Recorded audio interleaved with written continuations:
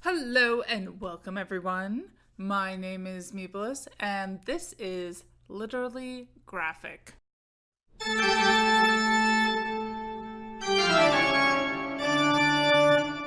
And today marks yet another return to my Manga Monday series where I try and post a fresh new manga review every other Monday. And so I decided to dive into a super nostalgic reread that I was kind of afraid to touch for a bit for fear of shattering yet another pair of rose-tinted glasses. That said, while I never claim to be purely objective, I did find that this first volume still filled me with all the feels and almost inspired me to finally read the entire series over again. But I don't know. The library is missing most of it and it's out of print. I thought I saw legitimate digital editions for sale, but now I don't. And any suggestions from my friends who are manga procuring masters would be more than welcome. So what great masterpiece am I talking about? If you've read the title for this video, as always, you likely already know. But for the rest of us, today we are talking about Mars, a shoujo manga by Fuyumi Soryo and translated by Shirley Kubo, I think.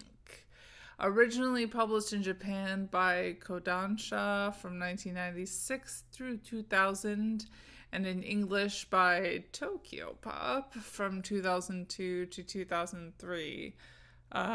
Reviewing the Wikipedia page, I also see that there was a Taiwanese television series from 2004 to 2005, a Japanese television show in 2016, and a live-action film also in 2016. So while the English translation by a defunct publisher who may or may not be rising from the dead is hard to get, the story does live on. Looking at Fuyumi Soryo's Wikipedia page, it was interesting to learn about some of her work that has yet to be translated into English, including her most recent work, Cesar, which centers around the infamous Borgia family of the Italian Renaissance, and Cesar Borgia himself.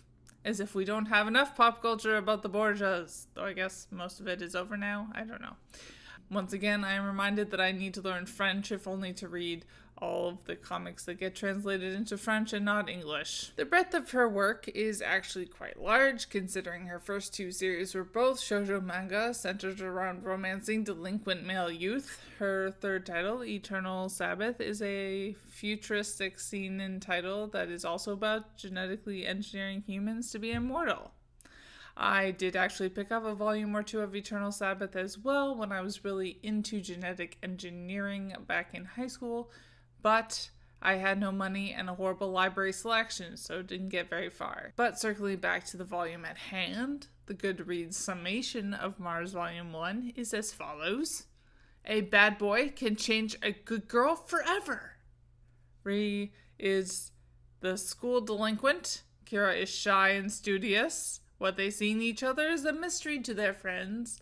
What they find in each other is a miracle to themselves. With a style that is artistique and chic, this tale of restless and confused high school love will appeal to young women everywhere. Eye roll here, please. Kira and Ri might as well be from different planets. She's a shy art student afraid of boys and hated by her classmates. He's a rebellious motorcycle racer with girls dropping left and right just to talk to him. Their lives become intertwined when Kira asks Ray to model for her, and to everyone's surprise, who isn't actually there in the scene, but I digress, he agrees. As these two battle their personal demons and the pressure of their classmates, they learn not only to love each other, but themselves. Which leaves me a bit confused since, as I said, I did end up liking this volume, but if I were to just go off of that description, just besides the part where they end up loving themselves as well, I definitely would probably avoid this. I mean, the term bad boy and good girl alone really make me want to run for the hills, and I feel like, as almost inevitably happens, those aren't very good descriptors, because most bad boys must, in order to be appealing to both the main female character and the female market that they're trying to go for, must be somewhat nice in some way, at least to the main female character, and not just, I guess some of them are total assholes. But anyway, Ray is nice. Perhaps antisocial, complicated and antisocial, but nice, and fairly upfront and honest. Another romance cliche that I don't like, and this volume certainly played with, is the boy saves girl from herself trope. I want to name that right up front because I do think that is what it will be for some people, and maybe even for me too if I continue to reread the series. As it is, I can brush it away with some vague idea that they save each other from different things throughout the series, perhaps in a gender essential sort of way. Not perfect, but not something that my nostalgia goggles can't overcome. I was much more invested in binary genders at the time of my initial read, so what can I say? I wouldn't turn down a gender-swapped or gender-queered version, for sure. Does help me appreciate this reread more now is that I'm trying to create more space in my life to appreciate romance and wish fulfillment sorts of romance stories in particular at this time. As I believe I have outlined in a previous review, it is my perspective that media geared towards what the market thinks of as quote-unquote female is lesser in so many ways. Since I now see love as such a necessary but also a dangerous thing, I think having stories that fulfill this longing I and many other people and pets feel at various times in our lives is a beautiful thing.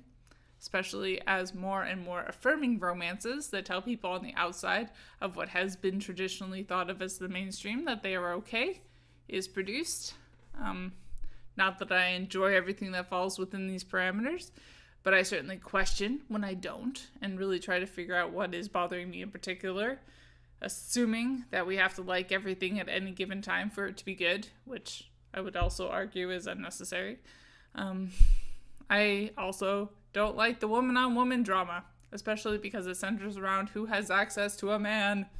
Thankfully, the characters are a bit more complicated than in Atlas Shrugged, which is personally the epitome of this harmful trope, but it is a cliche that should be pointed out whenever possible so it can die as quickly as possible. The series came out in the 90s, so yeah. That said, switching from the defensive to the offensive, I guess that there was some things that just I liked about the volume and weren't necessarily in response to things I noticed might be quote-unquote problematic. I enjoy love stories. Not really will they, won't they dramas, unless they're cute and funny as hell, but stories about people coming together and caring for each other make my heart melt. I like male-identified characters who are comfortable enough in themselves that they can play with gender expectations. This particular struck me in the scene where Kira is sketching Ray for the first time with the Mars bust. I've possibly never been so turned on by a man-on-manish thing kiss. Shy girls in high school gets the hot guy. What can I say? I was a walking, but not talking, cliche in high school, and even more of a doormat than Kira, perhaps. Did I mention I like guys with long hair? And a bit redundant, but lonely people finding each other for the win. If this reminds you of anything you've read recently, especially if it's manga, please let me know. I would love to read more of this. That said, if you didn't catch it earlier, flipping back through the book to be sure I covered everything, there is an overstepping of physical boundaries in this first volume and threat of rape, and some flashbacks to this event later in the story. There's also a point where one woman threatens another woman with physical violence and gets very close to following through. So if this sounds like something that you don't want to see, for sure don't check out this somewhat dated and cliche book that I still find room in my heart for. As I've outlined before, but just to touch on all the different intersectionalities I would like to focus on more in my reviews, this is a pretty heteronormative romance book, even if there is a touch of bishonen, which is maybe playing with gender in a way, ? Race in this comic is fairly standard for manga, I guess. If you have articles or books or thoughts on race and manga, feel free to share so I can perhaps sound more smart about these things. While it's hard to say off of just this one volume, I think that class does come into play a bit, or at least there is some concern about money. So, yay! And that's all, folks. A new year, an attempt at a more structured review. Attempt being the key word. Finishing up this script, I'm still not sure how this thing will turn out, but I've locked my perfectionist in the laundry room, so here we are now. Be good and fight the fascists. And as always, I would like to acknowledge that for the most part, all of my videos are filmed and produced on the traditional territory of the Mississaugas of the Credit, an Anishinaabe people, the Haudenosaunee Confederacy, and the Huron-Wendat Nation, land covered by the Dish with One Spoon Wampum Belt Covenant.